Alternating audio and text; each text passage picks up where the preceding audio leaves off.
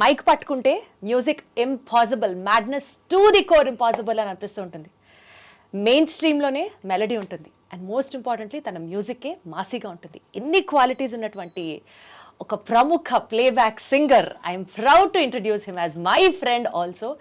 చాలా చాలా చాలా స్టేజ్ షోస్ చేసాం అండ్ అపార్ట్ ఫ్రమ్ దట్ పర్సనల్గా ట్రావెల్ చేసినప్పుడు, కొన్ని కంట్రీస్ వెళ్ళినప్పుడు మేమిద్దరం చేసినటువంటి ఆ అల్లరి దగ్గర నుంచి, ఫన్ దగ్గర నుంచి, it was really really really memorable to me and I take all the privilege to introduce today our guest Saketh Kumandari. Hi Saketh.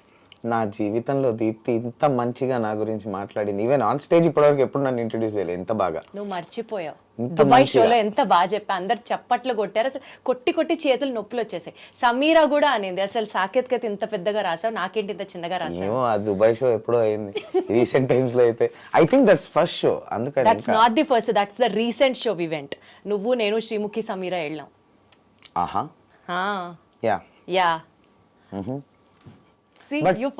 అంతేలే, ఎంతసేపు ఫ్రెండ్షిప్ అనేది ఇద్దరి మధ్యలో బేసికల్లీ 1% షేరింగ్ మాత్రమే అక్కడ. సాకేత్ లేదు, నాకు చాలా హ్యాపీగా ఉంది దీప్తి ఇంత మంచిగా నా గురించి చెప్పడం అన్నది. చాలా నాకు ఇంటర్వ్యూ ఇక్కడితో క్లోజ్ అసలు. కానీ చాలా సార్లు అంటే ఫస్ట్ లో మా ఫ్రెండ్షిప్ స్టార్ట్ అయినప్పుడు చాలా మంచిగా ఫోటోలు తీసేవాడు. ఇప్పుడు చాలా ఘోరంగా కూడా ఫోటోలు తీసేవాడు. నాకేం తెలుసు ఫోటోలు తీయమంది, నేను నిజంగా బాగా తీసా. నన్ను సింగర్గా పక్కకు పెట్టి ఫోటోగ్రాఫర్గా ప్రొజెక్ట్ చేసేసి నా లైఫ్ కెరియర్ అంతా అక్కడ సెట్ చేసే ప్లాన్ లో ఉందని నాకు తెలియలేదండి. అది కొద్ది రోజుల తర్వాత తెలిసింది. సో దాన్ని ఎన్ని హోప్స్ పెట్టుకొని నిన్న ఒక్క ఫోటో తీయమని అడిగితే హోప్లెస్ గా 100 ఫోటోలు తీపిస్తుంది.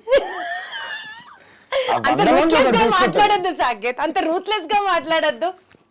But anyways I am so glad. Thank you for calling me. Thank you for having me on your show. All the pleasure is mine.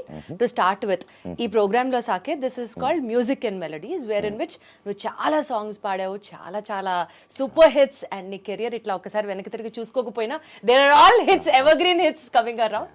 So ఆ సాంగ్స్ వెనకాల ఉన్నటువంటి నాస్టాలజిక్ మెమరీస్ గురించి we would love to listen from your end.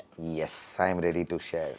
And before we get started, my first question would be, నువ్వు first పాడినప్పుడు, your first ever performance ఇచ్చినప్పుడు, I know you have come from a very humble musical family, చిన్నప్పటి నుంచి music నేర్చుకుంటున్నావు, I know all those things, but still నీ first performance ఇచ్చినప్పుడు irrespective of your age, పొట్టలో butterflies ఉన్నాయా, లేకపోతే ది సో కాల్డ్ సాకేత్ లాగా పిచ్చ యాటిట్యూడ్ మనకేంటి అనే ఒక? లేదు, this is actually it is recorded and it is there on my insta page also. ఆ క్లిప్, చిన్న క్లిప్,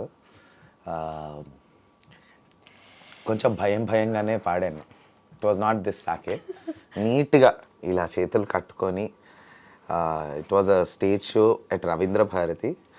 అండ్ లక్కీలీ అది అప్పట్లో ఉన్న ఏకైక న్యూస్ ఛానల్, ఏకైక channel was ETV. And ETV న్యూస్లో వేశారు అది. ఆ క్లిప్పింగ్ నాకు I was very happy to save it and I have the clipping అనమాట.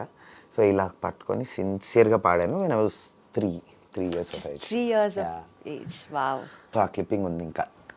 బట్ ఆ తర్వాత అప్పుడు టెన్షన్ ఉండిందా? అంటే ఆ టెన్షన్ పడే ఏజ్ కూడా కాదు. అసలు టెన్షన్ పడ్డానా, దేనికి, ఎందుకు ఇలా నిలబడ్డాను, ట్రైన్ చేసి పంపించారా ఇలా నిలబడే పాడాలి ఏం తెలియదు. బికాస్ 3 years ఉన్నప్పుడు మనకి ఏం గుర్తుంటుంది. What was your first song then? So it was a devotional song. Rama Rama Sri Rama రామయని రాముల సేవకు రారేమయ్యా, రాముల సేవకు రాని వారలు దుష్ట పామరులై కామరులై పోయేరయ్యా అని ఒక తత్వం బోధించే సాంగ్. బట్ నాకు తెలీదు, అంటే ఆ క్లిప్ చూస్తున్నప్పుడు మాత్రం సిన్సియర్గా, అంటే it is not this Saketh అని అయితే ఇప్పుడు నాకు అనిపిస్తుంది. చాలా సిన్సియర్గా ఇలా గుడ్ బాయ్ లాగా మైక్ స్టాండ్ ఉంటే ఇలా పట్టుకొని, ఇలా ఐబ్రోస్ ఇలా ఉండి పెద్దగా కళ్ళు చేసుకుంటూ ఇలా ఒక్కొక్కళ్ళని ఇలా చూసుకుంటూ ఉంటుంది అది ఆ పాట. ఇప్పుడు Saketh you know better.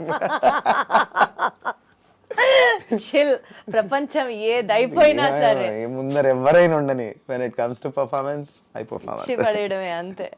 Right, then coming to your songs. Allu Arjun గారి సినిమాలో Sittharala Sirapadu song was like అద్భుతం అంతే. అంటే I'm really thankful to God, Thaman గారు అండ్ త్రివిక్రమ్ గారు for giving me this song. దాని బ్యాక్ స్టోరీ ఏంటంటే, సో ఆ పాట అసలు నేను పాడలా, అయిపోయింది, మొత్తం అయిపోయింది. సాంగ్ ఎలాగో మూవీ తర్వాత release. It was a surprise song in the movie. ముందు రిలీజ్ చేయలేదు, it was not there in the audio. So మూవీలో ఆ క్లైమాక్స్ సీక్వెన్స్లో ఫైట్లో అప్పుడు మూవీ రిలీజ్తోని సాంగ్ రివీల్ అనమాట. అవతల ఎల్లుండి మూవీ రిలీజ్. సాంగ్స్ అయిపోయి మిక్స్ అయిపోయింది, అంతా అయిపోయింది, స్టూడియో మొత్తం సర్దేశారు. డిటిఎస్ స్టూడియోలో డిటిఎస్ మిక్స్ అవుతుంది. It was somewhere around 3:34. ఎందుకో తమన్ గారు యూ స్టే బ్యాక్ అన్నారు. ఎందుకు అన్నారో తెలియదు, ఇప్పటికీ ఆయనకు కూడా తెలియదు అనే చెప్పారు. ఏమో రా, నువ్వు నాతో ఉంటావేమో అని చెప్పి ఉండమన్నాను అన్నారు అంతే. Because he was also working till 6 AM 7 AM every day. సరే అని నేను ఉన్న కార్లోకి వెళ్ళి పడుకున్నాను. నేను వీడియో చూస్తూ అలా పడుకున్నాను నేను కార్లో. సడన్గా తమన్ గారు అసిస్టెంట్ వచ్చి కాల్ మీ 3:30. తమన్ గారు పిలుస్తున్నారు. ఓకే అని చెప్పి వెళ్ళా. ఓ పాటను ట్రై చేయన్నారు. నాకు తెలియదు అప్పటికి ఇదే మూవీ, బికాస్ టీటీఎస్ అక్కడ అవుతోంది. అయిపోయింది, అది మార్నింగ్ 6కి వెళ్ళిపోవాలి, కంప్లీట్ మూవీ యూఎస్కి వెళ్ళిపోవాలి, క్యూబ్. ఆ టైంలో వెళ్ళి ట్రై చేయాలంటే చూసా. ఓకే అలా కాదు, ఒకసారి సీన్ చూసి పాడు ఆ ఫీల్కి. అందుకని ఫస్ట్ వర్షన్ పాడేసినప్పుడు గుండెలోన గుచ్చాడు అని ఆ సింగర్స్ యాటిట్యూడ్తో పాడా. Then when I watch the scene again, first of all it is so great of them. ఒక సింగర్కి ఆ సీన్ పేరు లేదు, ఊరు లేదు నాకు అప్పటికి. నాకు సిత్తరాల సిరపడు, దిమాగ్ ఖరాబ్ రెండు ప్యారలల్గా రిలీజ్ అయ్యే అప్పటి నుంచే నాకు ఒక పేరు వచ్చింది. దాని ముందు పేరు లేదు, ఊరు లేదు కదా. సో గుండెలోన గుచ్చాడు అని పాడే ట్రాక్ పాడేసరికి ఒకసారి చూపియండి అన్నారు. చూసినప్పుడు గుండెలోన గుచ్చాడు అంటారు బన్నీ, ఆయన అంటారు.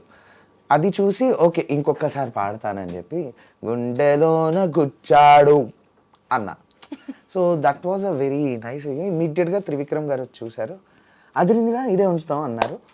అలా ఒక అర్ధరాత్రి 3:30కి నేను ఆ కాంపౌండ్లో ఉండడం వల్ల నాకు ఆ పాట వచ్చింది. I was available nearby, because they cannot wait for another singer to come. And ఆ 3:30 రాత్రికి ఎవరెత్తారో తెలియదు. మార్నింగ్ 6కి సినిమా వెళ్ళిపోవాలి. సో ట్రూ లక్తో నాకు ఆ పాట వచ్చింది.